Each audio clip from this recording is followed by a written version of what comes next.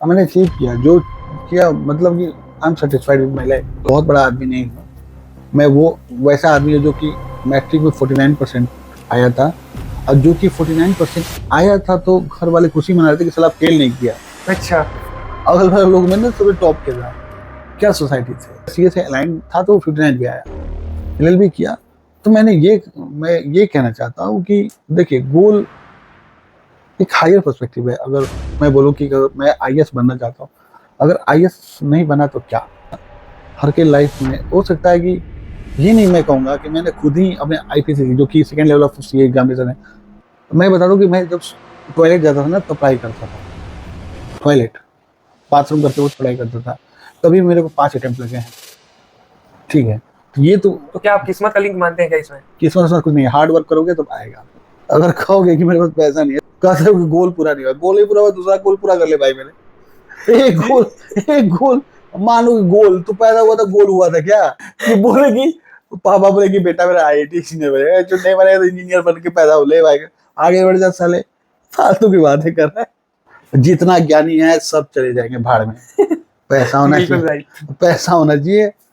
वो एकदम concept clear है, पैसा है तो आप आगे हो, ना तो हर चीज पाने के लिए हार्ड वर्क करना ही पड़ेगा ना, या तो गुजाल चलो या पढ़ाई कर लो।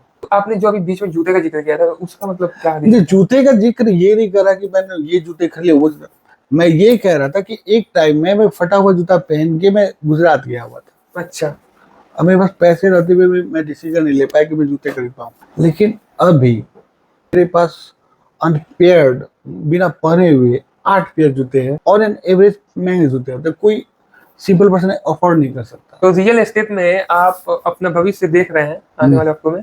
हम बिहार गवर्नमेंट में कोई ऑप्शन है, इंडस्ट्री है कोई है? अब बताओ, ठेकेदारी, बिल्डिंग कंस्ट्रक्शन और बालू खनन। उस पर मैं नहीं जाऊंगा कि या तो आप जॉब कर लें, जॉब भी नहीं है, मैं बहुत सारा पॉलिटिकली अलाइन भी नहीं हूँ कि मैं इस पर कनेक्ट कर पाऊँ, लेकिन यहाँ पे या तो गवर्नमेंट जॉब कर ले, या न्यू फैशन में ठेकेदारी करिए, कनेक्शन से जॉब निकल लीजिए, और कुछ नहीं कर सकते जो मैं कर रहा हूँ। कि भाई मैं इसमें फेल हो गया तो ये दूसरा कैसे शुरू करूं, समाज क्या बोलेगा क्या? अरे भाई मेरे, अगर आपके जेब में पैसे होंगे ना, समाज का प्रोस्पेक्ट बदल जाएगा। पहले आप कैपेबल बनो, be the first person who can change the society. नोटबंदी जो भी समय में आया था उसमें डिजिटल चलता था, नेट बैंकिंग चलता था, वो चलता था, तो जो बड़े लोग थे, ठीक है, कैश सर्कुलेशन कम हो गया था, लेकिन गवर्नमेंट, मोदी जी अपने चाय बेचे थे, तू भी बेच ले, प्रधानमंत्री बन जाओ, काम खत्म, तू चाय बेच के प्रधानमंत्री बन जा। मेरे अरविंद केजरीवाल जूते का माला पहनता था, CM बन के जेल चला गया। कोई गोल नहीं होता, जीवन में पैसे होने चाहिए। पैसा आपकी सारी खुशियों को ला सकता है, मनी नहीं, लेकिन फिर ना डेरिवेटरी बात, पैसा खुशियों को लाता नहीं है, पैसा से सुविधाएं आती है। बहुत लोगों के पास पैसा है लेकिन मेंटल पीस नहीं है, सही समय पे सही डिसीजन लो, आएगा। नमस्कार देशवासियों, मेरा नाम मनीष यादव है। आज के पॉडकास्ट में आपका स्वागत है। हम हर पॉडकास्ट के जरिए कोशिश करते हैं कि जो भी यूथ देख रहा है उसके जीवन में कुछ बदलाव आ सके, और समाज में हर वो व्यक्ति जो कुछ अच्छा कर रहा है, जिसके जीवन से हम कुछ सीख ले सकें, उसके बातों को आप तक पहुंचा सकें। इसी जर्नी को आगे बढ़ाते हुए हम आज आ चुके हैं बिहार की राजधानी पटना में। यहाँ पे हमें एक फाइनेंस और लॉ और इसके अलावा रियल एस्टेट के बारे में काफ़ी अच्छे जानकार और इसमें एक सफल युवा, जिन्होंने एक छोटे से गांव में अपना एक सपना देखा कि जीवन के कई मुकामों को मैं बड़ा होकर पाऊंगा, जैसे कि हर गांव का एक बच्चा सपना देखता है कि मैं बड़ा होकर कुछ अच्छा हासिल करूंगा। तो उसी का एक जीता जागता उदाहरण मोहित रोशन है, जो कि रियल एस्टेट में रेरा बिहार में आप सर्च करेंगे तो मोहित रोशन का काफ़ी अच्छा नाम है। इन्होंने पॉलिटिक्स, फाइनेंस, लॉ, तमाम ऐसी चीज़ों पे काफ़ी खुल के अपने बातों को रखा है। फैमिली और इसके अलावा असफलताओं के ऊपर भी काफ़ी अच्छे से इन्होंने अपने जीवन के अनुभवों को बताया है। इससे कहीं ना कहीं देश के लगभग 1 से 2 करोड़ युवा तो जरूर रिलेट कर पाएंगे, और कहीं ना कहीं जीवन में अगर वो सपना देख रहे हैं कि वो सफल होने वाले हैं या असफल हो गए हैं, वो इस पॉडकास्ट से अपने जीवन को चेंज कर सकते हैं। आप कह सकते हैं एक ऐसे युवा हैं जिन्होंने कभी हार नहीं माना, और वो हमेशा अपने आप को एक दृढ़ संकल्पित लक्ष्य लेकर अपने लक्ष्य को उन्होंने पाया है। आज वो जहाँ पे भी हैं काफी खुश हैं। आप इस पॉडकास्ट में आगे देख पाएंगे। तो आज के हमारे गेस्ट हैं मोहित रोशन। कैसे हैं आप? बढ़िया। बहुत बहुत थैंक यू कि आपने अपना बहुत कीमती समय दिया है। थैंक यू मनीष जी, हमको अपॉर्चुनिटी देने के लिए। और आपका चैनल मैं हमेशा रोज़ देखता हूँ। अच्छा, जो भी thank you। यूट्यूब आता है वीडियोस, आपका जो प्रयास है सराहनीय है। तो थैंक सर, यू ये अपॉर्चुनिटी देने के लिए कि हम आपके पॉडकास्ट में आ सकें। सर आप अपने जर्नी के बारे में बताएं कि जैसे मैं आप शुरुआत करना चाहूँगा चार्टर्ड अकाउंटेंट से। आप जैसे कि मुझे पता चला कि आप बहुत ही ग्रामीण क्षेत्र से आते हैं और वहाँ पे चार्टर्ड अकाउंटेंट के बारे में आज से आप जब काफ़ी साल पहले जब इस चीज़ का जिक्र किए होंगे तो क्या फैमिली में माहौल था और कहाँ से आपको ये नॉलेज में आया कि मुझे ये करना चाहिए? देखिए, हम फ्रैंकली स्पीकिंग ये हमको कोई पता नहीं था कि चार्टेड अकाउंटेंसी का भी एक कोर्स होता है। अच्छा। एक्चुअली हम लोग बिहार से बिलोंग करते हैं। हम्म। हम उस एरा के हैं, जैसे 2006 में मैंने 10th किया था डीएम अकेडमी से, जो कि बेलगाम में सिचुएटेड है। अच्छा अच्छा। ठीक है, उस वक्त 3 कैटेगरी का बच्चा होता था। जी। एक ये होता था जो ज़्यादा तेज होता था, वो साइंस करता था। एक जो थोड़ा मॉडरेट होता था वो कॉमर्स करता था, या और जो बाकी मतलब कि और उससे भी लोअर लेवल में रहता था वो आर्ट्स करता था। लेकिन उस वक्त भी जो ऑप्शन अवेलेबल था वो साइंस और आर्ट्स ही था। जी। अभी बहुत सारा कमर्शियलाइजेशन आफ्टर मोदी जी के आने के बाद कॉमर्स का फील्ड इमर्ज किया है, जहाँ पे बहुत सारे बच्चे गार्जियन अंडरस्टैंड करते हैं कि यहाँ पे बहुत सारा अपॉर्चुनिटीज़ है अर्निंग का। ठीक है, अब बात करते हैं हम अपना। ठीक है, हम लोग के जो बैच थे 2006 में, लगभग डीएम अकेडमी में 250 से 300 बच्चे होंगे। ठीक है, उसमें मैक्सिमम 5 बच्चे होंगे जो कॉमर्स फील्ड ऑप्ट किए होंगे। अच्छा। बाकी साइंस या आर्ट्स। आर्ट्स इसलिए कि चलो भाई कैसे भी ग्रेजुएट हो जाते हैं फिर बिजनेस में आएंगे। कॉमर्स का अपॉर्चुनिटी उनको पता ही नहीं था। और साइंस वो क्योंकि उनका 10th में फर्स्ट डिवीजन आया था, इंजीनियरिंग या मेडिकल के लिए। बस अभी उस वक्त मेडिकल कॉस्टली होने के चलते बहुत लोग अफोर्ड नहीं करता था। और बहुत सारे जो लेबोरियस बच्चे थे, जो मेरिटोरियस बच्चे थे, वो मेडिकल के लिए जाते थे। लेकिन इंजीनियरिंग बहुत धड़ल्ले से, मेरे बैच का 90% बच्चा अभी इंजीनियर है। अच्छा। जो मेरे टच में है, और उनका काम मैं ही देखता हूँ। अच्छा। ठीक है, हाँ। और रही बात मेरे इस कॉमर्स फील्ड में आने के लिए, उसका श्रेय मेरे छोटे अंकल जो राजकुमार जी, उनको जाता है। जी। वो उस वक्त पटना में जॉब करते थे। ठीक है, अच्छा। तो इसके पीछे भी बहुत बड़ी कहानी है। कहानी ये है कि मेरा मैट्रिक में आया 2nd डिवीज़न। अच्छा। अब लोग कंफ्यूज हो गया। अच्छा। मेरा जो भी बड़े पापा की लड़की ये लोग हैं वो साइंस में हैं। ठीक है, वो कंफ्यूज थे कि, और मैं शुरू से पढ़ने में उतना तेज नहीं रहा, अच्छा। तो वो लोग कंफ्यूज थे कि अगर साइंस कराते हैं तो इससे होगा नहीं, आर्ट्स इसके लिए बहुत लो हो जाएगा क्योंकि मॉडरेट था, तो वह कॉमर्स करो। ठीक है, तो 2008 में जो मैं 12th पास, 2006 से ही मैं पटना आ गया। जो मेरे बड़े भाई थे, बड़े पापा के लड़के, वो मेरे को लेके आए। अच्छा। उसके बाद मेरे को मल्होत्रा क्लासेस में डाला गया 10+2 करने के लिए। और मेरा जो मैट्रिक में आया था 49% आया था, जो कि बिहार बोर्ड से था, जो कि बहुत रिमार्केबल नहीं था। हाँ। ठीक है ना, तो लिया गया। तो वो भी जो मेरे को कॉमर्स जो दिलाया गया, तो वो भी डरते थे कि बाप रे इससे कॉमर्स होगा कि नहीं, क्योंकि इसमें मैथ था। लेकिन धीरे धीरे हमने आगे बढ़ा। वहाँ पे आया तो उस वक्त एक सीए के 3 फील्ड होते थे, सीपीटी, आईपीसीसी और एक पीसीसी भी होता था। सेम लेवल था क्योंकि इंटीग्रेट हो रहा था ओल्ड कोर्स से न्यू कोर्स में सीए का। तो आईपीसीसी में क्या था कि सीपीटी निकलने के बाद आईपीसीसी तक आने तक आपका कोई ना प्रैक्टिकल ट्रेनिंग नहीं था अंडर द प्रैक्टिसिंग सीए। लेकिन पीसीसी के बच्चों को मैं देखता था कि फॉर्मल्स में जाते थे। Being a village area belonging, मेरे को बहुत अट्रैक्ट करता था कि ना भाई जाना चाहिए, लोग करना चाहिए, ये करना चाहिए।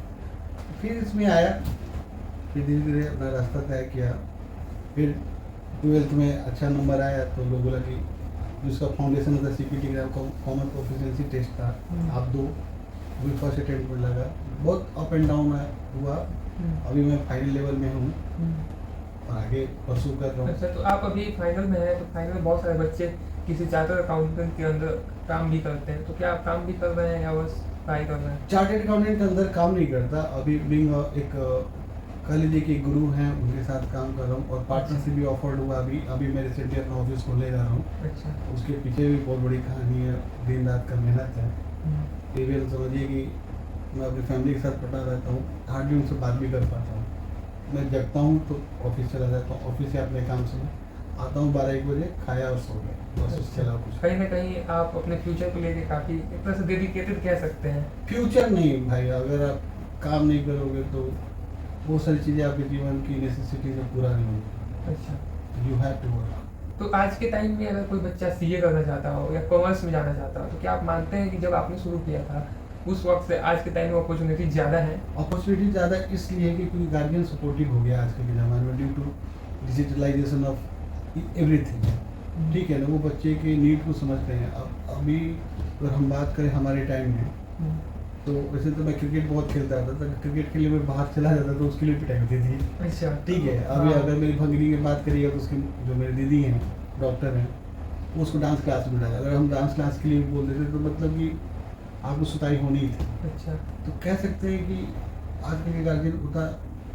इंटीग्रेट हो गए हैं और एडेप्ट हो गए हैं। और बच्चे को फ्रीडम दे रहे हैं। फ्रीडम नहीं, उनको ऑप्शंस दे रहे हैं कि ठीक है भाई, अगर तुमको करना है एक्स्ट्रा करिकुलर एक्टिविटी में पार्टिसिपेट करने के लिए अप्रिसिएट भी कर रहे हैं, तो वो अच्छी चीज़ है, उसमें कोई बुराई नहीं। तो जैसे आप बता रहे हैं कि आज के टाइम में पेरेंट्स सपोर्टिव हो गए हैं, तो देखा जाए तो हमारे बिहार और साथ में भारत जो है, यहाँ पे ज़्यादातर मिडिल क्लास फैमिली है। सबसे बड़ी बात आ जाती है कि पैसे की। तो ये कोर्स करना काफ़ी महंगा है या ठीक है? नहीं, सीए कोर्स करना महंगा नहीं है, one of the cheapest course in India है। ठीक है, और बहुत हाई वैल्यूड प्रोफेशन है। ठीक है, ये एकमात्र ऐसा प्रोफेशन है कि अगर आप जैसे भी बैकग्राउंड से हो, अगर आप हम बात करते हैं, अभी तो फाउंडेशन कोर्स हो गया है सीए का, उसका रजिस्ट्रेशन मात्र 6-7 हज़ार के करीब में हो जाता है। बस। ठीक है, अच्छा। उसके बाद अगर आप उससे हायर लेवल पे आते हैं, ठीक है, जी। तो 14-15-20 हज़ार में हो जाता है। ठीक है, अगर आप आपके पिताजी या माताजी या आपके परिवार फाइनेंशियली सपोर्ट नहीं कर सकते हैं, ठीक है, तो आप किसी सीए के अंडर पेड स्टाफ के थ्रू काम कर सकते हैं, जहाँ पे 10-12 हज़ार इजी अर्न कर सकते हैं। जिससे आप अपना एक्सपेंस। भी निकाल सकते हैं, और बाकी तो आपकी मेहनत पे डिपेंड करता है कि आप कहाँ तक जा सकते हैं। तो सर इसमें भी कुछ रिजर्वेशन जैसा कैटेगरी नहीं, इसमें कोई रिजर्वेशन नहीं है। Under the parliament act, Indian constitution के तहत इसका फॉर्मेशन हुआ था, जो कि 1949 में लाया गया था। ठीक है, इसमें कोई रिजर्वेशन नहीं है। उसमें आपका मिनिमम मार्क्स है, if you too much laborious, efficient है, you should pass the lower limit, you will get your certificate. तो इसमें क्या मतलब जैसे रिजर्वेशन में आपने बता दिया, इसके अलावा इसमें कुछ ऐसा है कि आप इतने अटेम्प्ट दे सकते हैं? इसमें कोई अटेम्प्ट लिमिटेशन नहीं है। अच्छा, आपके ऊपर है कि अभी रिसेंटली 2 साल पहले 65 साल की उम्र में एक लेडी सीए बनी है। अच्छा, 65 साल की उम्र में? 65 साल की उम्र में। तो आज के टाइम में जैसे आपने बताया कि आज के टाइम में अपॉर्चुनिटी ज़्यादा हो गई है, तो आप कुछ ऐसा बताएं कि पहले से अभी क्या बदलाव हुआ है? पहले से अभी ये बदलाव हुआ है कि जैसे कि जब से इंडस्ट्रियलाइजेशन हुआ है और Digital- जो भी टैक्स इम्प्लीकेशंस आई हैं, कॉम्प्लिकेशंस आई हैं, तो बहुत लोग क्वालिफाइड सीएस के पास जाने से कतराते हैं, इसलिए क्योंकि वो जो कि एक तरह के सही भी है। अगर वो जो बंदा अपने जीवन में 10 साल 12 साल दे रहा है तो हाई चार्ज करेगा, लेकिन जो नॉन क्वालिफाइड है लेकिन वेल इनफ है, वो प्रॉपर गाइड कर सकता है जो भी छोटे मोटे इंडस्ट्रियलिस्ट है, बिजनेसमैन है। ठीक है ना, तो अगर आप कैपेबल है, हर प्रोफेशन में एक हाई लेवल पे प्रैक्टिस करने वाले होते हैं, मीडियम लेवल पे होते हैं, लेकिन ये एक अभी जो ग्लोबलाइजेशन हुआ है, जो इंडस्ट्रियलाइजेशन हुआ है, जो मार्केट इकोनॉमिक चेंज हुआ है, बूस्ट हुआ है, उससे आपको बटर ब्रेड के लिए मतलब ये सोचना नहीं है, मतलब कि आराम से आप एसी में बैठ के काम करोगे। अगर आपका नहीं भी होता है तो मतलब कि आपका जॉब सिक्योर है। अकाउंट्स का फील्ड ये होता है, ट्रस्ट होता है, इसमें इंटीग्रिटी बहुत बड़ा इंपॉर्टेंस रखता है, और इसमें फिनेंस बहुत वाइटल रोल प्ले करता है। ठीक है ना, तो यहाँ पे जॉब सिक्योरिटी भी है। अगर आप, क्योंकि समझ ही रहे मैं क्या कहना चाह रहा हूँ, बहुत सारा फिनेंस इन्वॉल्व रहता है, तो बंदा आपको निकालेगा नहीं, क्योंकि बहुत सारा उसका रूल्स एंड वो जानता है, तो वो करेगा। तो सिक्योर है, एक आराम से करिए, पढ़िए।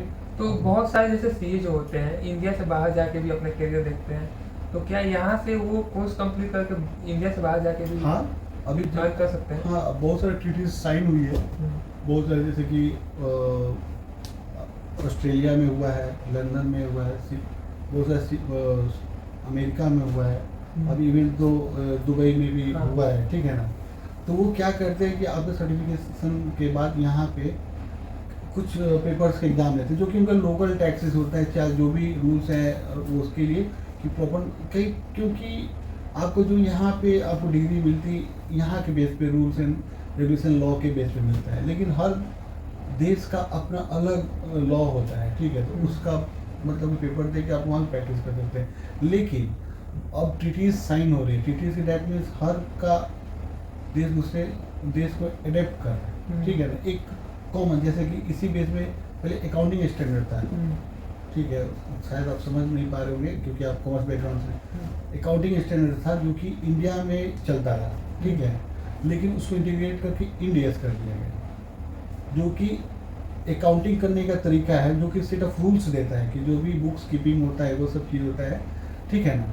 तो वो देगा, तो इंडियस इसलिए इम्प्लीमेंट किया गया इंडिया में थ्रू द ICI, जो कि गवर्निंग बॉडी है, गवर्निंग बॉडी नहीं रेगुलेटरी बॉडी है CAs के लिए, कि अगर हम यहाँ से कंप्लीट करते हैं कोर्स तो आगे भी उतना कॉम्पैक्ट ना हो हमारे लिए, इजी टू प्रैक्टिस हो। तो जैसे जो चार्टर्ड अकाउंटेंट होता है वो खुद का अपना सेल्फ भी अपना खुद का ऑफिस खोल सकता हाँ, है। प्रैक्टिसिंग में COP ले सकता है या जॉब में जा सकता है, कैसे तो भी इसके अलावा चार्टर्ड अकाउंटेंट चाहे तो और कोई भी साथ में चीज़ों को लेके चल सकता है, जैसे आपने LLB किया है, जैसे सरकारी नौकरियों में होता है कि आप कोई एक जॉब कर रहे हो तो उसके अलावा आप कुछ और नहीं कर सकते अर्निंग के लिए, तो इसमें कुछ ऐसा है कि आप ये है हर प्रोफेशन की, जैसे कि आप LLB की बात की है और चार्टर्ड अकाउंटेंसी की बात की है, तो हर प्रोफेशन का एक सेट ऑफ रूल्स होता है जिसको प्रोफेशनल एथिक्स कहते हैं। चार्टर्ड अकाउंटेंसी का भी प्रोफेशनल एथिक्स है, LLB का भी प्रोफेशनल एथिक्स है।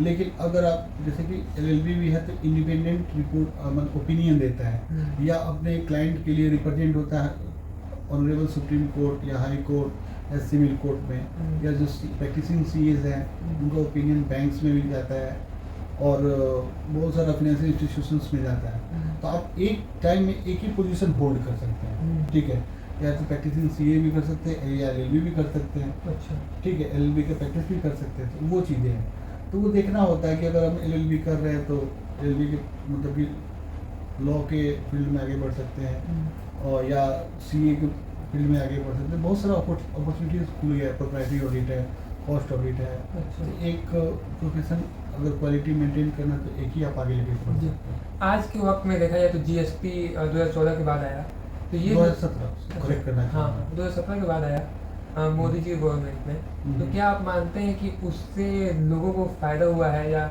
इसमें ज़्यादा प्रॉफिट में सरकार गई है, या इसमें क्या और चेंजेस लाए जा सकते हैं जिससे और इसको बेहतर बनाया जा सकता है? देखिए चेंजेस जो आते हैं लॉज में वो प्रॉब्लम टू प्रॉब्लम होता है, जी ठीक है।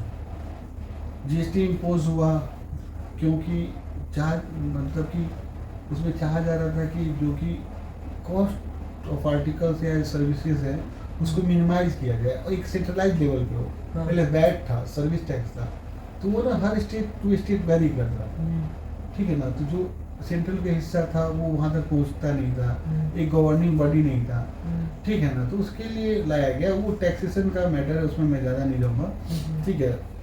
अब रही बात प्रॉब्लम की, प्रॉब्लम ज़्यादा इम्पैक्ट करता है टैक्स इवेजन में, ठीक है ना।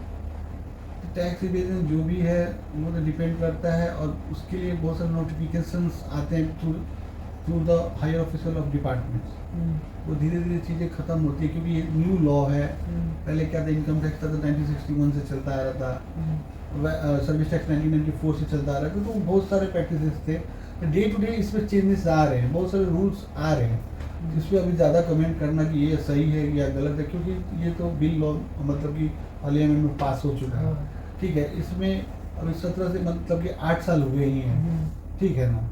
तो धीरे धीरे चेंजेस आएंगे, उसमें बहुत सारे प्रॉब्लम्स राइजेज हो रहे हैं, इवन डिपार्टमेंट के भी राइजेज हो रहे हैं। बहुत सारे cases high court supreme court में पेंडिंग्स हैं, इवन बहुत लोग वेल नोन नहीं है। धीरे नोटिफिकेशन सारे जजमेंट सारे, जिससे मतलब कि scope of the law clear हो रहा है। तो धीरे धीरे अभी कह देना कि ये सही है ये गलत है, वो मैं सही नहीं। हाँ, एक चीज़ और पूछना चाहूँगा आपसे, क्योंकि आप फाइनेंस के बारे में ज़्यादा अच्छे से बता सकते हैं। इसी बीच में एक बार नोटबंदी आया था, तो उससे भी कुछ आप लोगों को इम्पैक्ट पड़ा था, या आप मानते हैं कि मार्केट डाउन हुआ होगा? क्या मानते हैं इसके बारे में? मार्केट डाउन कुछ हुआ नहीं था, लोग को, जनरल पब्लिक को दिक्कत हुई थी क्योंकि लोग उसके लिए तैयार नहीं थे। उस जो नोटबंदी जो भी समय में आया था उसमें डिजिटल चलता था, नेट बैंकिंग चलता था, वो चलता था, तो जो बड़े लोग थे, ठीक है, कैश सर्कुलेशन कम हो गया था, लेकिन गवर्नमेंट क्या किया, उसको भी बहुत अफरा तफरी में आएगा। कोई भी फाइनेंशियल इंस्टीट्यूशन जैसे आरबीआई हुआ, वो चाहे गवर्नमेंट हुआ, वो तैयार नहीं था उसके लिए, ठीक है, अचानक हुआ, लेकिन बहुत सारा इम्पैक्ट नहीं आया उसके चलते, कोई इकोनॉमी खराब नहीं हो गया, कोई बहुत बड़ा। हाँ, अगर ठेकेदारी की बात करें तो ठेकेदारी में क्या था कि कैश पेमेंट होता लेबर को, अगर जैसे दिहाड़ी मजदूर है 200 रुपये, तो फोन पे यूपीआई लेगा नहीं, तो वो इम्पैक्ट आया, लेकिन उसके लिए भी गवर्नमेंट ऑप्शंस दी थी कि आप कैश विड्रॉ कर सकते हैं, ये कर सकते हैं, वो तो प्रिंसिपल था। तो हाँ, मेरे हिसाब से उतना इम्पैक्ट नहीं किया बड़े लोगों को। छोटे लोग को जरूर परेशानी हुई, हम लोग भी लाइन में खड़े रहे, अच्छा। लेकिन उतना इम्पैक्ट मेरे को नहीं किया, क्योंकि मैं फोन पे उस वक्त चलाता था। अच्छा। तो दिक्कत मेरे को नहीं है, अच्छा। शुरू से मैं डिजिटल था। अच्छा, इसके अलावा जब आपने देखा होगा लॉकडाउन का वक्त है, बहुत सारे ऐसे प्रोफेशन थे जिसमें लोगों को काफी नुकसान उठाना पड़ा। मैं बताता हूँ, मैं सर्विस इंडस्ट्री में था, मैं दिल्ली में था, जो कि स्पेस एजुकेशन करके नाम था। मैं क्या बताऊँ दोस्त मेरे, वहाँ पे मेरे 6 मंथ की सैलरी, मतलब लगभग वो जो कि बिगिनिंग था मेरे प्रोफेशन का, एजुकेशन इंडस्ट्री था, तो उस वक्त तो माउथ मतलब कि लोग खाना खाएंगे पढ़ाई करें, बात समझ रहे मेरे भाई। तो वहाँ बहुत दिक्कत आया है, तो मतलब कि वो तो पेंडेमिक था तो आना ही था, लेकिन जैसे कि मेडिकल इंडस्ट्री था, जो भी हाँ, तो उसको इम्पैक्ट नहीं किया, लेकिन अगर पढ़ाई करोगे, जिंदा रहेंगे तभी तो पढ़ेंगे, तो पढ़ के क्या और उस वक्त जो सीए लोग थे तो उन लोगों के भी काम में उतार चढ़ाव आया या हाँ, पेमेंट फंस गया। अच्छा, पेमेंट फंस गया। हाँ, पेमेंट फंस गया। मैं भी तो अकाउंट्स मैनेजर था वहाँ पे। अच्छा। 6 महीने वहाँ मैं फर्स्ट लॉकडाउन में मैं दिल्ली लक्ष्मी नगर में रहता था।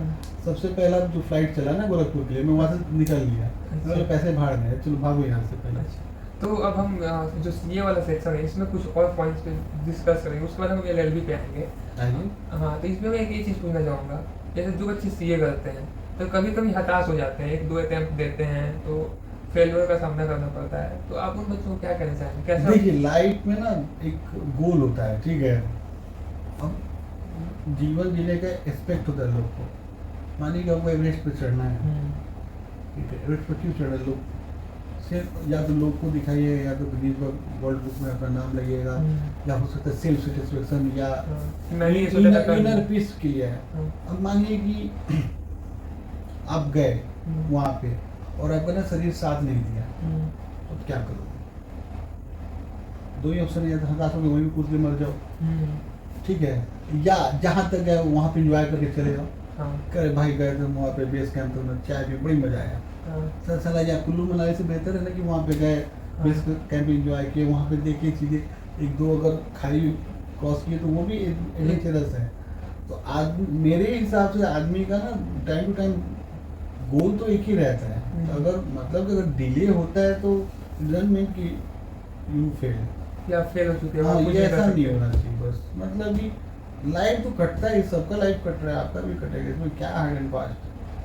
कोई मतलब कि अगर मैकडी वाला के बाद KFC के बाद गए तो बूढ़े हो गए तो उनको सक्सेस मिला, थोड़ी कि हाँ उनको फेलियर नहीं हुआ होगा, तो उनका दिमाग थोड़ी लगा। एलन मस्क की बात अभी बहुत हाई प्रायोरिटी पे जा रहा है, तो वो तो अभी सक्सेस होना था। अभी 5 साल पहले कौन एलन मस्क का नाम सुन रहा था? उतना हार्ड एंड फास्ट है। आदमी के पास पैसे होने चाहिए, पैसे होने के लिए आप साथ को दुनियादारी में रहें, अवेलेबल है। इसके बाद आपने एलएलबी चुना, एलएलबी चुनने का कारण क्या था? एलएलबी चुनने का कारण ये था कि देखिए, बहुत सारा केसेस जो होता है भारत में, क्रिमिनल केसेस होते हैं, सिविल केसेस होते हैं, एक फिनेंस सेक्टर के भी केसेस होते हैं जो कि हाई कोर्ट, सुप्रीम कोर्ट में पेंडिंग होता है। तो बीइंग अ सीए, लोग क्या करता है कि अपना जो, अगर आपको कोई भी डिग्री लेना है या अब माने कि विभाग है, जैसे कि इनकम टैक्स डिपार्टमेंट में मैं समझाने की कोशिश करता हूँ कि सर तक का सक्सेस हुआ वो देखते हैं, या जीएसटी डिपार्टमेंट आपको 1 करोड़ का लाइबिलिटी दे दिया, ठीक, अगर आप छोटे मोटे व्यवसाय 1 करोड़ का जिंदगी भर कमाएंगे नहीं देंगे काम, तो आप जाओगे कहाँ? आप कोर्ट का दरवाजा खटखटाओगे, भैया हमको न्याय दीजिए। तो सीएस को वो नहीं है कि आप जाके जज के सामने या ऑनरेबल कोर्ट के सामने खड़ा होकर रिप्रेजेंट कर दे, आपके लिए उसके लिए लॉयर हायर करना पड़ेगा। अब जो उस मैटर को जो सीए जानता है, जो व्यवसायी का वो जो सीए जानता है मैटर, वो लॉयर को समझाया, लॉयर साहब क्रिमिनल केसेस दिए, खून हत्या वाला काम देखे हैं, फाइनेंस को बुझाया नहीं। बहुत सारे प्रैक्टिसिंग बहुत अच्छे लॉयर हैं, ठीक है, लेकिन उनका फीसेज है आप काफ़ी हाई है, बहुत हाई है, आप अफोर्ड नहीं कर पाएंगे, ठीक है ना। और मैंने देखा बिहार, दिल्ली से आने का बिहार में कि यहाँ पे मतलब कि उस लेवल के मतलब प्रैक्टिसिंग एडवोकेट्स नहीं है जो कि रिप्रेजेंट कर पाए मैटर्स को फाइनेंस जैसे सेक्टर। हाँ, before the honourable high court कोई मतलब कि रिप्रेजेंट नहीं कर रहा है।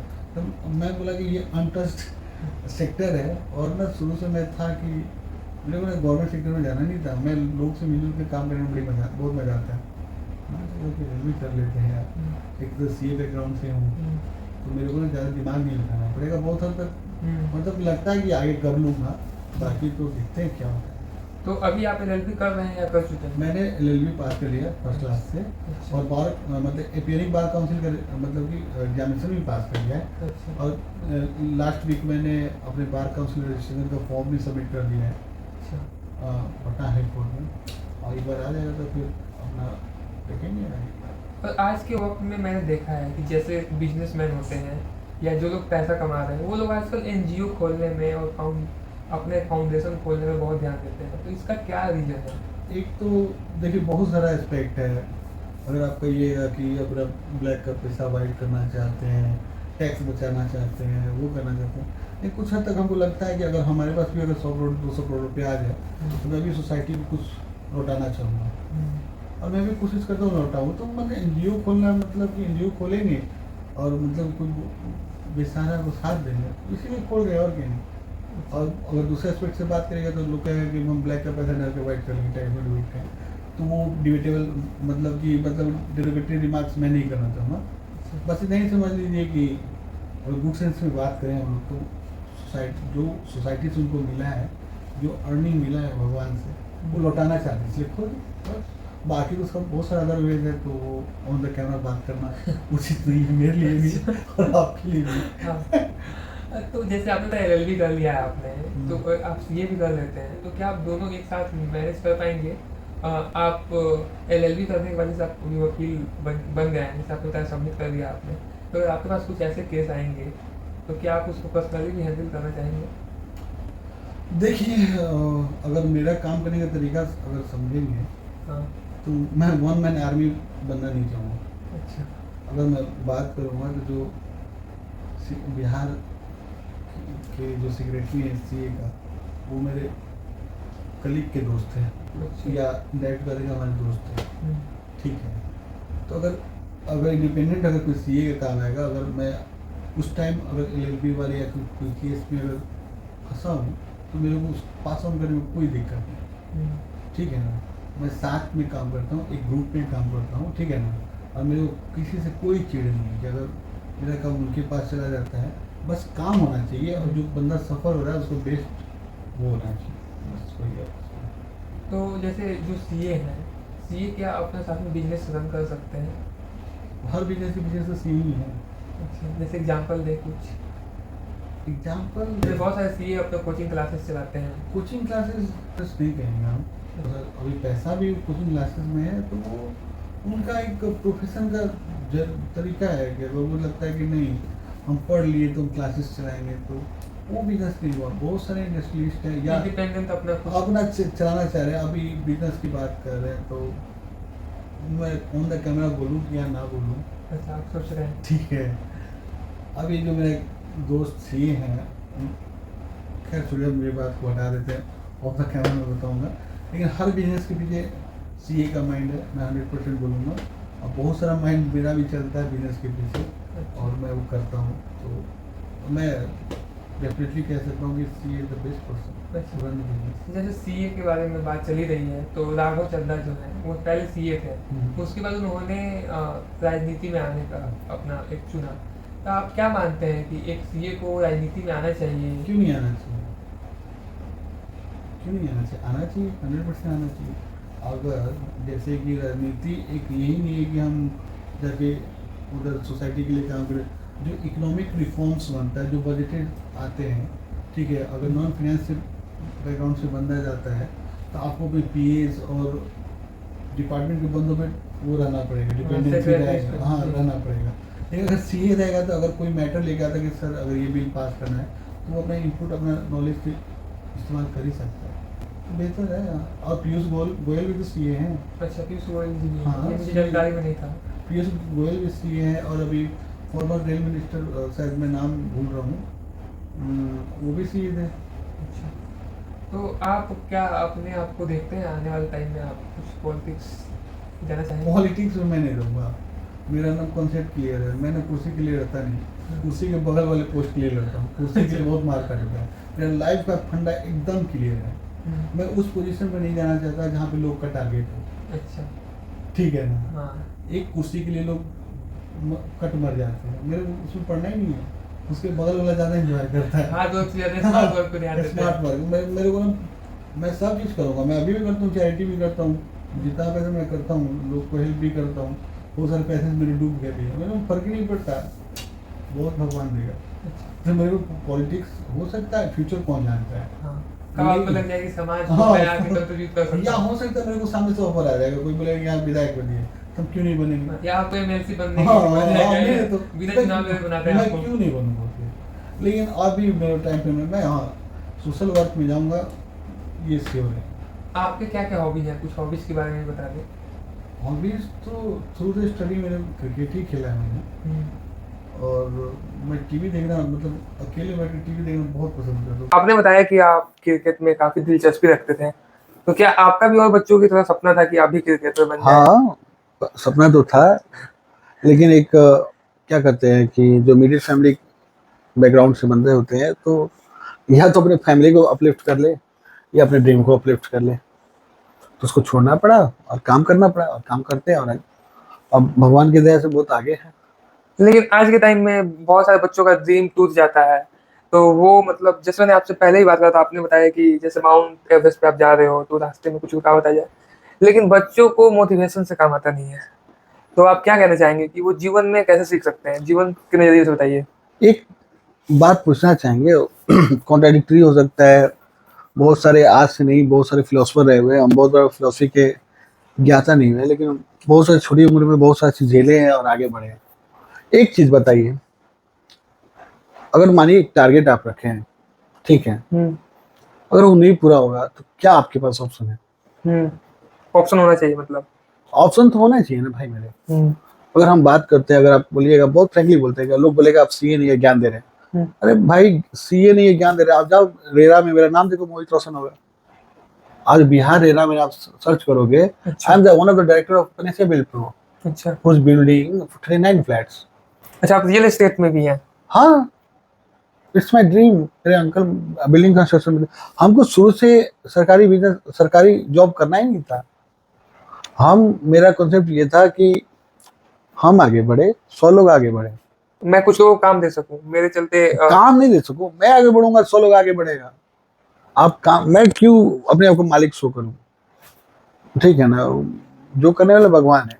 एक आपका आरम कंस्ट्रक्शन प्राइवेट लिमिटेड है, हाँ, उसके बारे में बताएं, उसका क्या मतलब विजन है? विजन ये है कि बिल्डिंग कंस्ट्रक्शन में आएंगे, रोड कंस्ट्रक्शन में आएंगे, अब वो नहीं है कि हम प्रॉफिटेबल में आएंगे। अरे देखिए, रोजगार मतलब कि रोजगार का सृजन होना चाहिए, हाँ, ठीक है ना। अगर हम बिल्डिंग कंस्ट्रक्शन में आते हैं, रोड कंस्ट्रक्शन में आते हैं, लेबर एम्प्लॉयमेंट होगा, साइट इंजीनियर एम्प्लॉयमेंट में मटेरियल्स का एक्सपोर्ट होगा, बस होगा, इनकम जनरेट होगा ना, गवर्नमेंट को रेवेन्यू देगा, उससे सोशल वर्क होगा, मतलब कि I want to be the person who can participate in the government structure whatever it is। आप अपने लाइफ में कभी जब सबसे ज्यादा डाउनफॉल टाइम में थे, तो उस टाइम आप कैसे उभरे, उससे कुछ बताएं, क्या माइंडसेट लेके चले आप? माइंडसेट नहीं, ये गाना था ये राम, जगजीत सिंह का है, हाँ, ठीक है ना। हाँ, अभी भी मैं अकेले रहना पसंद नहीं करता, इसलिए मैं अपना एक मेरा डॉग है उसको रखता हूँ। नहीं, आपने पहले बताया कि आप अकेले रहना ही पसंद करते हैं, मतलब अकेले ना, आपने पूछा कि मेरे को क्या पसंद है, मैंने बोला अकेले टीवी देखना पसंद है, अकेले रहना पसंद नहीं है, ठीक है ना, इसलिए मैंने एक डॉग खरीदा, वो मेरे अगल बगल रहता है, फैमिली रहती, मैं अकेले नहीं रह सकता। अच्छा, ये कोरोना के बाद, और जो डिमोटिवेटेड फेज था, जो बैकयार्ड हुआ वो सब, वो जगजीत सिंह का हे राम करके जो फेज था उससे मैं आगे बढ़ा। अच्छा, वो गाना आपको काफी अपलिफ्ट किया? अपलिफ्ट नहीं किया, वो एक मतलब कि रोड मैप दिया कि जिससे मैं आगे बढ़ा तो आफ्टर कोरोना। क्या आप गॉड प्लान में बिलीव रखते हैं? डेफिनेटली। तो कुछ एग्जांपल्स दें, जैसे आपने कुछ करने का। एग्जाम्पल्स ये है कि मैं 7 दिन नॉनवेज खाता हूँ, ठीक है। अच्छा। मैं जैसे आदमी पूजा करता है, दिस इज द थिंग। लेकिन ये मेरा ये लिफ्टिंग है कि अगर मेरा मन सच्चा है तो अच्छा, ठीक मन है। वाला बात ही मैं पूछा जा रहा हाँ, हूँ कि मन सोल से सच्चा आप। है, हाँ, मगर मेरा मन करेगा तो मैं खाऊंगा, हम्म, हाँ, नहीं करेगा तो नहीं खाऊंगा। अच्छा। हाँ, और जैसे कि अभी मतलब कि गर्मी ऋतु का छठ पूजा हुआ, हम्म, आज तक मैं 30-31 साल की उम्र में मैं कभी नवरात्रि स्किप नहीं किया। अब की बार डेलिबरेटली मैंने स्किप किया कि नहीं, भगवान का समय है। अब इसी में भी लोग बोलेंगे कि ये कैसा मांसाहार शाकाहार वाला व्यक्ति है कि इधर कर। ठीक है, उसमें मैं पढ़ना नहीं चाहता, लेकिन पीरियड पीरियड ऑफ टाइम का मैं बात कर रहा हूँ कि जब मैं पूजा कर रहा हूँ तो मैं नहीं खा रहा, अच्छा। तो ठीक है। मैं तीनों टाइम खाना खाता हूँ, नॉनवेज खाता हूँ, 7 दिन खाता हूँ, मैं छठ पूजा छोड़ के अच्छा। और दशहरा पूजा अच्छा। मैं खाता हूँ, दबा के खाता हूँ। ये मेरा जीवन का है कि मैं खाऊंगा तो खाऊंगा। तो क्या आप मानते हैं कि इतना सारा आप काम कर रहे हैं तो वर्कलोड को मैनेज कैसे कर पाते हैं आप आज के वक्त में? वर्कलोड को मैनेज करने के लिए हुए मैंने बोला ना, फेवरेट टाइम पास हम्म, टीवी है। टीवी में देखता नहीं, मैं शांति से बैठता हूँ। अच्छा। मेरी फैमिली साथ में रहती है, मतलब कि 5-6 जन का फैमिली है, और एक पग भी है, ठीक है ना, जो कि साथ में घूम रहे थे। लेकिन मैं ना बैठ के बैक ऑफ द माइंड मैं प्लान करता हूँ कि आज जो हुआ, क्या गलतियां हुई मेरे से, उसको बेहतर करने के लिए मैं क्या कर सकता हूँ आगे। इम्प्रूवमेंट के बारे में आप सोचते हैं? हाँ, अगर नहीं करोगे तो आप बर्बाद हो जाओगे। बहुत कंपटीशन है मार्केट में, अनएम्प्लॉयमेंट है, बहुत सारा अनटच्ड फैक्टर है, गवर्नमेंट का फेल्यूर है। मैं क्या कहूँ दोस्तों कि मैं तो छोटा सा प्यादा हूँ, अभी मैं आगे बढ़ रहा हूँ, बस बहुत सारा अनटच्ड वैल्यू है। जैसे अगर मैं बोलूँ कि अनएम्प्लॉयमेंट, उसके लिए सलाह 1949 से शुरू हो जाएगा कि ये दर था, वो दर था, ये दर। मेरे को उसमें पढ़ना ही नहीं है फालतू का। अगर आई एम ए कैपेबल मैं अपना गोल बनाऊंगा, उसके चिप हाँ, चलूंगा। अगर I am a capable person, I will arrange earning of 100%। I am the person. अगर भगवान ने दिया, अगर मेरा कैपेबिलिटी होगा, अगर मेरा माइंड सेट अगर क्लिक किया तो 1000 भी मिल जाएगा, 10,000 भी मिल जाएगा, 1 लाख % का भी एम्प्लॉयमेंट में जनरेट करूंगा। तो रियल एस्टेट में आप अपना भविष्य देख रहे हैं आने वाले वक्तों में? हम बिहार गवर्नमेंट में कोई ऑप्शन है, इंडस्ट्री है कोई है? अब बताओ, ठेकेदारी, बिल्डिंग कंस्ट्रक्शन और बालू खनन? उस पर मैं नहीं जाऊंगा क्योंकि अनटच्ड पहलू है। अच्छा। सॉरी, बालू खनन बहुत वाइटल है, और वो क्या है, वो मैंने एक्सप्लोर ही नहीं किया। अच्छा। ठीक है, तो वो बहुत वाइटल कोस्ट आपने पूछ दिया। या तो आप जॉब कर लें, जॉब भी नहीं है, मैं बहुत सारा पॉलिटिकली अलाइन भी नहीं हूँ कि मैं इस पर कनेक्ट कर पाऊँ। लेकिन यहाँ पे या तो गवर्नमेंट जॉब कर ले, या न्यू फैशन में ठेकेदारी करिए, लाइसेंस लीजिए, आप निकल लीजिए, और कुछ नहीं कर सकते जो मैं कर रहा हूँ। तो आप जैसे जो युवा अपने लाइफ में कुछ फेल हो जाते हैं, तो वो कैसे अपने जो अपना दूसरा जो पैशन है उसको कैसे फिर जीरो से शुरू कर पाए? अरे बहुत भाई, बच्चे डरते हैं कि भाई मैं इसमें फेल हो गया तो ये दूसरा कैसे शुरू करूं, समाज क्या बोलेगा, क्या करूं? समाज नहीं करेगा तो अब जब समाज के पीछे पड़ोगे, भाई बताओ मैंने, अरे भाई मेरे, अगर आपके जेब में पैसे होंगे ना, समाज का पर्सपेक्ट बदल जाएगा। पहले आप कैपेबल बनो, be the first person who can change the society. मैं बहुत बड़ा आदमी नहीं हूँ, मैं वो वैसा आदमी है जो कि मैट्रिक में 49% आया था, और जो कि 49% आया था तो घर वाले खुशी मना रहे थे कि साला फेल नहीं किया। अच्छा। ठीक है ना, अगल बगल लोग मैंने सुबह टॉप किया था, क्या सोसाइटी थे। तो कहने के 49 से मैं 65% आया आईकॉम में, जो कि बिहार गवर्नमेंट है, फिर 9% इग्नू में आया। आया तो 65 ही था, लेकिन मेरा सीए से अलाइन था तो 59 भी आया, एलएलबी किया। तो मैं ये कहना चाहता हूँ कि देखिए, गोल एक हायर पर्सपेक्टिव है। अगर मैं बोलूँ कि अगर मैं आईएएस बनना चाहता हूँ, अगर आईएएस नहीं बना तो क्या, जी। अगर आईएएस नहीं बना, हर के लाइफ में हो सकता है कि, ये नहीं मैं कहूँगा कि मैंने खुद ही अपने आईपीसी जो कि second level of CA examination है, मैं बता दूं कि मैं जब टॉयलेट जाता था ना तब पढ़ाई करता था, टॉयलेट बाथरूम करते वक्त पढ़ाई करता था, तभी मेरे को 5 अटेम्प्ट लगे हैं। ठीक है, तो ये तो तो क्या आप किस्मत का लिंक मानते हैं क्या इसमें? किस्मत विस्मत कुछ नहीं है, हार्ड वर्क करोगे तो आएगा, सही समय पे सही डिसीजन लो, आएगा एकदम। तो आप जैसे दिल्ली में जो तैयारी कर रहे थे वहां से आप अचानक पटना आ गए, और फिर पटना आने के बाद आपने अपने आप को एक विल पावर के साथ आप आज जहाँ पे हैं, मैं अभी देखता हूँ तो काफी प्रभावित होता हूँ, मुझे इंस्पायर करती है आपकी जर्नी। तो आप बताएं, दिल्ली से आपका पटना आना ये कैसा एक निर्णय था, और उस टाइम और लोगों का क्या? देखिए जिस समय मैं दिल्ली से, एक्चुअली देखिए मैं 2019 में 18 लास्ट में, सॉरी 2019 बोलते हैं, 18 लास्ट में मैं सीए फाइनल अप्लाई करने के लिए दिल्ली गया, ठीक है ना। अब किसको पता 2020 में कोरोना आ जाएगा। जी। ठीक है, 2020 में कोरोना आया तो मैं एजुकेशन इंडस्ट्री में असिस्टेंट मैनेजर था, वहां भी मेरा पैसा फंस गया।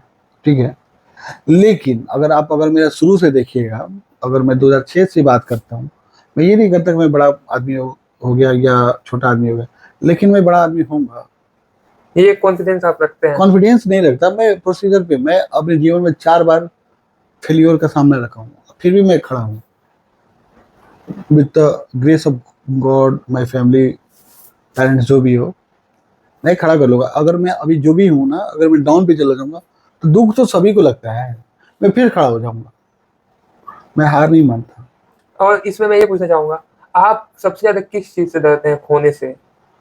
सबके जीवन में कुछ ना कुछ होता है कि डर लगता है कि मैं इस चीज को मैं ना खो डरता किसी चीज से नहीं हूँ, ठीक है ना। मैं देखिए डर इंसान की फितरत है, वो डरता, अगर बड़ा से बड़ा आदमी है तो भी डरता है। अगर मैं अंबानी की बात करूंगा, वो अपने पोजीशन से डरेगा कि मैं अडानी से ना फेल कर जाऊं। ठीक है, अगर मैं बात करता हूँ, बहुत एक समाज का बहुत छोटा हिस्सा हूँ, अगर मैं कहूँगा, बहुत डेरिवेटरी मैक्स कर रहा हूँ, तो मैं इस बात से डरूंगा कि मैं ना उस परिवार से ना कम हो जाऊं। लेकिन मेरे को ये फर्क ही नहीं पड़ता कि वो क्या सोचता है, वो क्या सोचता है, भाड़ में जाए दुनिया। और आप में दम है तो आगे बढ़ोगे, आप नहीं दम है तो जाओ भाड़ में। एकदम मेरा माइंड सेट क्लियर है। और जैसे आपने बताया कि आप 2006 के बाद से लगातार स्ट्रगल और साथ में आप बहुत सारी चीजों को आपने किया, और अभी आप जहाँ पे हैं वो चीज तो इंस्पायरिंग है, मैं अपने दर्शकों से शेयर करूंगा। इसमें फैमिली का बहुत बड़ा रोल होता है, अगर कोई बच्चा लाइफ में कुछ कर रहा होता है तो क्या मानते हैं आप? जैसे कुछ पेरेंट्स कुछ समय बाद बच्चों को बोलने लगते हैं कि तुम तो काबिल नहीं हो, तुमने बोला कि हम कर लेंगे और अब तुम तो फैमिली को आप क्या कहना चाहेंगे? देखिए कैसे फैमिली, सपोर्ट करें? देखिए आदमी की सोशल लाइफ में ना 2 पहले होता है, ना फैमिली होता है और आउटसाइड फैमिली होता है। फैमिली वाले आपको जज करते हैं, मैं आपको पहले ही बोला, आउट ऑफ द कैमरा भी बोला था, फैमिली वाले जज करते हैं, जो कि उसको कोई फर्क नहीं पड़ता। यू मतलब क्यों जज करते मेरे को पता नहीं चलता यार।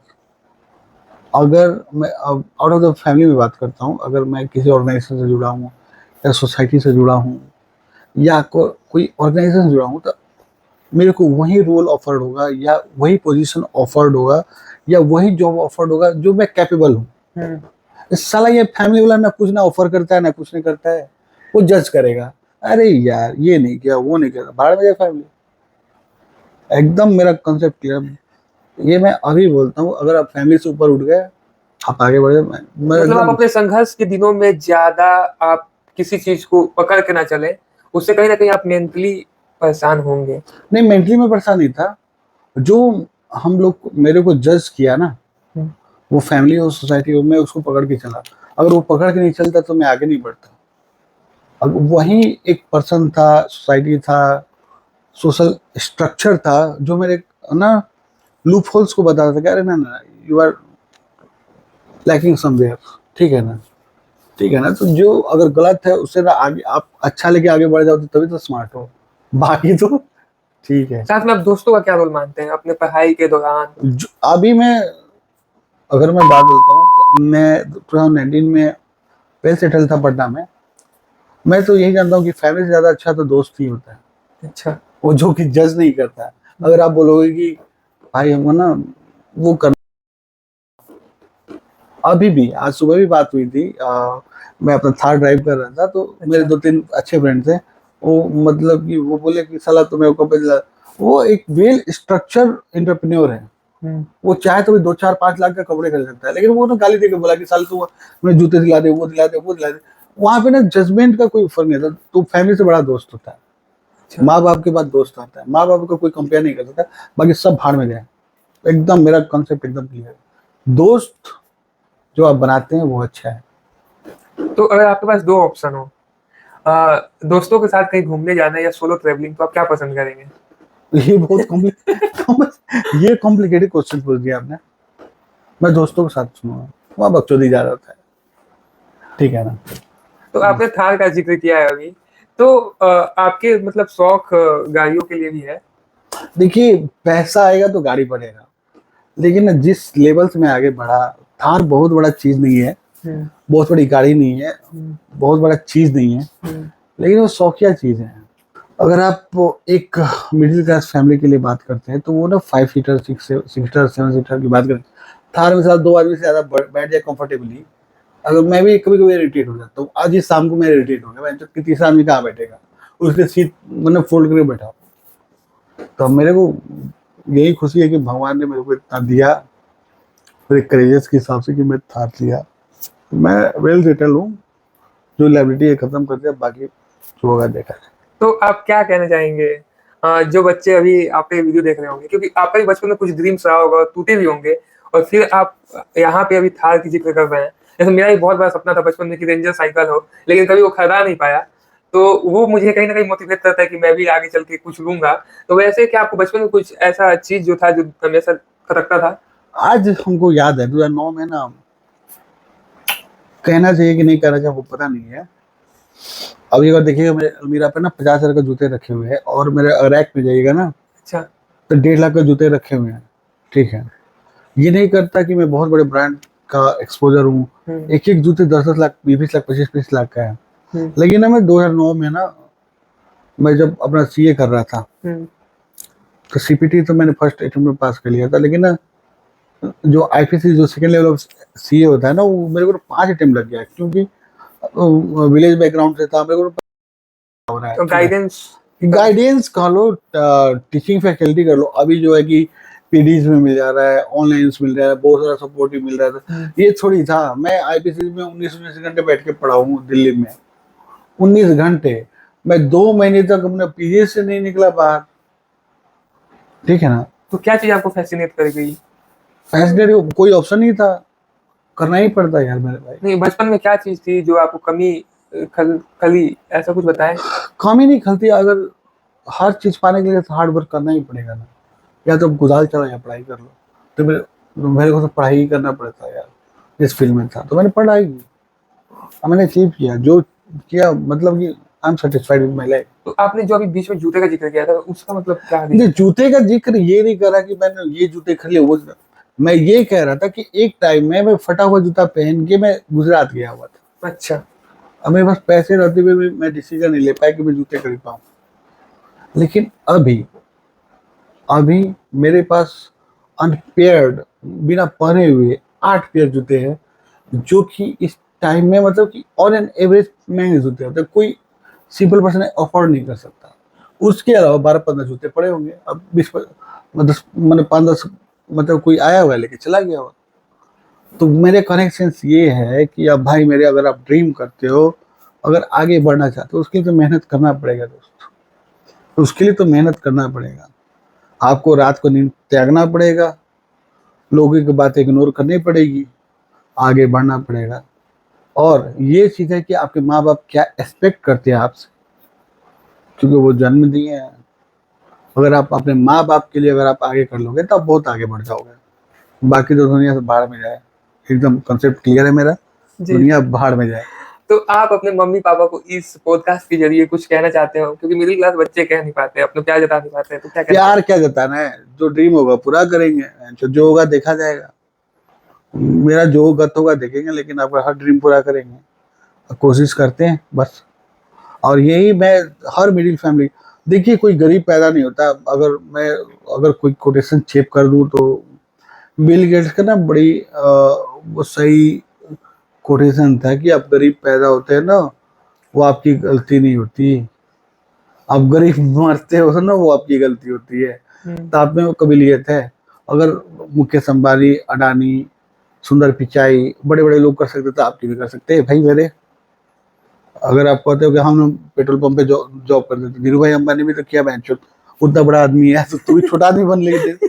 हाँ बिल्कुल सही बात कहा आपने। हाँ, हाँ, तू छोटा ही बन ले। और हर इंसान जो आगे बढ़ा है वो कुछ ना कुछ और जॉब किया ही है। हाँ भाई मेरे, तू अगर धीरू भाई अंबानी इतना बड़ा आदमी है, दुनिया का टॉप 10 में आता है, तो उतना बड़ा नहीं, तू छोटा ही बन ले मेरे कहने अपने से। सपने पूरे कर लो, अपने परिवार को खुश कर लो। अगर आप अपना सपना पूरा कर लोगे तो परिवार का सपना पूरा कर ही लोगे दोस्त मेरे। और लोग के लिए जियो, मैं यही जानता हूँ। और ट्रस्ट वर्दिनेस रखो, किसी से छल कपट नहीं करो, भगवान देगा। बाकी तो एंजॉय करो प्रोसेस का। जीवन है, काट लो, और क्या। जितना ज्ञानी है सब चले जाएंगे भाड़ में। पैसा होना बिल्कुल चाहिए, भाई। पैसा होना चाहिए। वो एकदम कंसेप्ट क्लियर है, पैसा है तो आप आगे हो, ना तो खत्म है भैया। अगर कहोगे कि मेरे पास पैसा नहीं है, धीरू भाई अंबानी वो चाय बेच, मोदी जी अपने चाय बेचे थे, तू भी बेच ले, प्रधानमंत्री बन जाओ, काम खत्म। ये ना फैक्ट बात है। दिल्ली का तू चाय बेच के प्रधानमंत्री बन जा मेरे। अरविंद केजरीवाल जूते का माला पहनता था, पीएम बन के जेल चला गया। हाँ जी जी। हाँ, तू भी बोल ले भाई मेरे। कहते हो कि गोल पूरा नहीं हुआ, गोल ही पूरा हुआ, दूसरा गोल पूरा कर ले भाई मेरे। एक जी। गोल, एक गोल, मानो कि गोल तू पैदा हुआ था, गोल हुआ था क्या? कि बोले कि पापा बोले कि बेटा मेरा आईआईटी इंजीनियर बनेगा, जो नहीं बनेगा तो इंजीनियर बन के पैदा हो ले भाई, आगे बढ़ जा साले। फालतू की बातें कर रहा है। कोई गोल वोल नहीं होता, जीवन में पैसे होने चाहिए। पैसा आपकी सारी खुशियों को ला सकता है, मनी नहीं कैन देखे, बाय। फिर ना डेरिवेटरी बात। पैसा खुशियों को लाता नहीं है। पैसा से सुविधाएं आती है। बहुत लोगों के पास पैसा है लेकिन मेंटल पीस नहीं है। जी। ये चीज मनीष जी नहीं बोला कीजिए। हम्म। मैंने क्या बोला कि गोल बड़ा रखिए, भगवान करे आपका गोल पूरा हो, नहीं पूरा हो तभी खुश रहिए। लाइक मी, मैं सेटिस्फाइड हूँ कि what I am very happy. बाहर में जाए कोई स्टेटस नहीं चाहिए सोशल। लोग जो आपका सोशल स्टेटस देखते हैं उसका औकात है। एकदम मैं कैमरा में बोल के देखता हूँ, अगर आपको जो कोई बंदा जज करता है उसका औकात है आपको जज करने का। मोदी जी आके आपको जज करते हैं? अभी अनंत अंबानी गुजरात तक पैदल के आपको जज किए हैं? चलो अगल बगल लोग जज करेंगे आपको। आप अपने स्ट्रेंथ पे खेलिए, आगे बढ़िए, अच्छे से रहिए, माँ पापा का ध्यान रखिए, जो आपके सराउंडिंग्स है उनका ध्यान रखिए, जिससे आप जुड़े हो उससे आप 100% प्योर रहिए। देखिए दुनिया में एक ही मालिक है, भगवान। अगर आप दाएं बाएं करेंगे उसका आपका वाट लगा देना है। ना अंबानी बचाएंगे, ना मोदी बचाएंगे, ना नीतीश जी बचाएंगे, एकदम 100% है। आप जो जो बातें बोल रहे हैं काफी फैक्ट के साथ बोल रहे हैं। फैक्ट बहुत सारे बता। लोगों को लगेगा कि ये एक तरह से आप फेक दिखावा कर रहे हैं, लेकिन मैं आपको जानता हूं और आपने जो जो बातें बोली हैं वो दिल को छू जाने वाली बातें हैं। तो इसमें बहुत सारे लोग के अंदर जो एक डिस्ट्रैक्शन होगा वो भी निकल रहा होगा, क्योंकि हर इंसान डिस्ट्रैक्ट रहता है कुछ कुछ चीजों से। देखिए अब मैंने वही बोला कि मेरे को फर्क ही नहीं पड़ता आप क्या सोचते हो। और आपको फर्क पड़ता है, ये मेरे साथ मेरे घर पे रहिए 1 महीना, मैं एज इट इज यही हूँ। मैं अपने माँ बाप से भी, मैं फिर वही बोल रहा हूँ कि बहुत डेरिवेटरी रिमार्क्स करता हूँ। मैं अपने माँ बाप की सेवा करता हूँ, लेकिन मेरे को फर्क नहीं पड़ता वो क्या सोचते हैं। अगर आप अच्छे नहीं होंगे, ये मैं बहुत बड़ी बात होते हैं, तो आपके माँ बाप भी आपका बहिष्कार कर देंगे। अगर आप चोर पैदा हो जाएं, आप चोरी करें, नशा करें, तो एक दिन पुलिस के सामने खड़ा होकर आपके माँ बाप बोलेंगे साला इसका मेरा कोई रिश्ता नहीं है। ठीक है ना? तो इससे ज्यादा मैं कुछ नहीं बोलूंगा। ठीक है ना?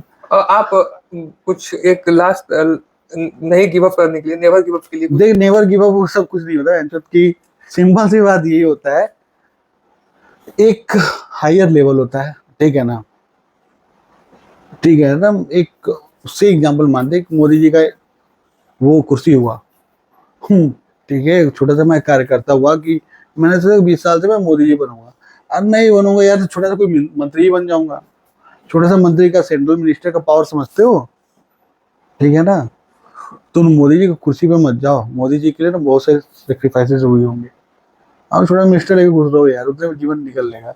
छोटा मोटा टेंशन नहीं लो, जीवन में अच्छे से 2 रोटी खाओ, प्योर रहो, किसी से धोखा ना करो, किसी से चुगली ना करो, किसी को डिसीव ना करो। मैं बहुत बड़ा आदमी नहीं हूँ कि कोई मैसेज दूंगा, मैं यही कहूंगा, मैं जो फॉलो करता हूँ वही बता दूँ। और मैं बहुत सक्सेस हूँ अभी, एकदम ना रात को ना अच्छे से नींद आती है मेरे को।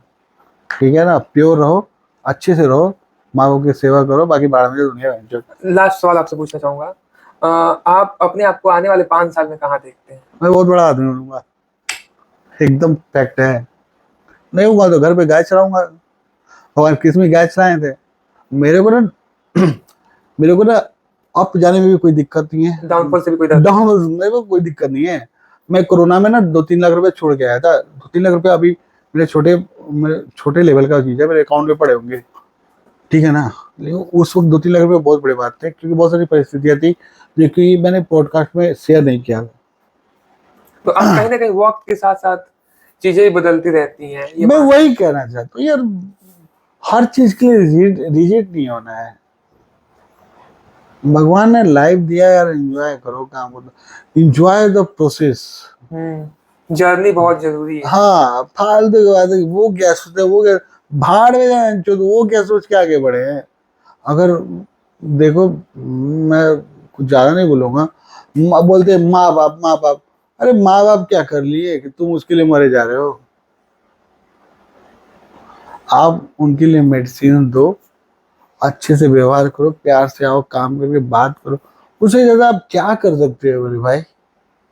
अगर अच्छा करना तो अंबानी के रूप में पैदा करते यार, तो अच्छा करते आप, जो उसी में ना आप अच्छा करोगे। ये गलत हो सकता है, सही हो सकता है, मेरे को फर्क नहीं पड़ता। आप क्या सोचते हो, क्या समझते हो, भाड़ में जाओ आप। मतलब ना मतलब कि मेरे को फर्क नहीं पड़ता। अगर मेरे को बी योरसेल्फ। अभी और सेल्फ मेरे को अभी भी भीख मांगना पड़ेगा, मैं भीख मांग लूंगा, आराम से रहूंगा एकदम बिंदास। इतना पढ़ाई कर लिया ना, जीवन में जो चीजें देख लिया ना, भाड़ में जाए चला। माँ बाप परिवार और साला अगल बगल भाड़ में जाए, फर्क नहीं पड़ता। आप एकदम, मैं बहुत बड़ा आदमी नहीं हूँ, बहुत बड़ा चीज अचीव नहीं कर लिया, लेकिन अगर आप मोहित रोशन सर्च करेंगे ना, तो बिहार में वन ऑफ द पर्सन मिलेगा, मोहित रोशन, रेरा में, जो कि रेगुलेटिंग अथॉरिटी है, जो कि बिल्डिंग कंस्ट्रक्शन में है। ठीक है ना, सीए फील्ड में है, जुडिशियरी सिस्टम में है। अगर नहीं भी है तो कमिंग फ्यूचर 5 ईयर्स में आप मेरे को देखोगे। ये घमंड नहीं है, ये मेरा ट्रस्ट है मेरे पे, क्योंकि मैंने बहुत सारी चीज ओवरकम करके आया है। और मेरे लाइफ में जो प्रॉब्लम आता है, बिना कुछ कहे, बिना कुछ सुने, मैं चुपचाप सुनता हूँ। ठीक है ना, और उसे ओवरकम करते हैं। हाँ करूँगा मैं। अब इस पॉडकास्ट को हम यहीं पे खत्म करेंगे। आप दर्शकों को बोलिए मेरे चैनल को सब्सक्राइब करने के लिए, और आपको मुझसे बात करके कैसा लगा शेयर करें। मनीष भाई को आप सब्सक्राइब कीजिए, बहुत जेंटल आदमी है। और ये वो क्वेश्चन पूछता है जो कि स्क्रिप्टेड नहीं रहता है। ठीक है ना, वो आपके उस, अभी मैं इस पॉडकास्ट में बहुत सारी चीज बोला या बोलूंगा या बोला होऊंगा, और जो कि स्क्रिप्टेड नहीं है, मैंने दिल से बोला, और दिल का चीज बोला। और मैं अभी भी बोलता हूँ कि मेरे को फर्क नहीं पड़ता मैंने क्या बोला। मैं अभी भी बोलता हूँ, 100% टाइम बोलता हूँ कि मेरे को फर्क ही नहीं पड़ता। जो मैंने सोचा मैंने बोला। अभी मेरे को पता भी नहीं हो कि ये ऑनलाइन जाएगा कि नहीं जाएगा, फर्क नहीं पड़ता। ये बंदा जेंटल है, एक अच्छा लड़का है, आप इसको सपोर्ट करिए, बाकी दुनिया भर में जाए, मेहनत करते रहिए आप लोग। थैंक यू गाइज, बहुत अच्छा लगा आपसे मिलके मोहित रोशन जी। और आप ज्यादा से ज्यादा इस वीडियो को शेयर करें ताकि लोगों के पास एक रॉ एंड रियल पॉडकास्ट पहुंच सके। बहुत बहुत thank you. Share the video. नमस्कार। Thank you.